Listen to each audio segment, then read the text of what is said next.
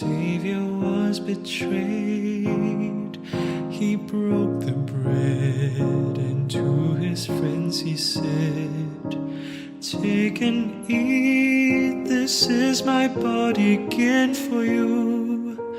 Take and drink, this blood of mine is shed for you. Do this always to remember me. Remember me." In the night in which our Savior was denied, he bowed his head and to the Father cried, "If it be your will, let this cup pass from me.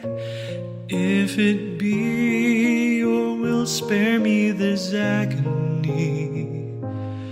In my darkest hour will you remember me?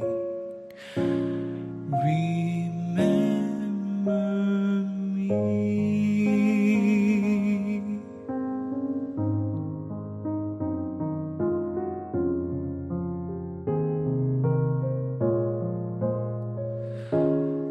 In the night in which my deepest doubts are known, you come to me.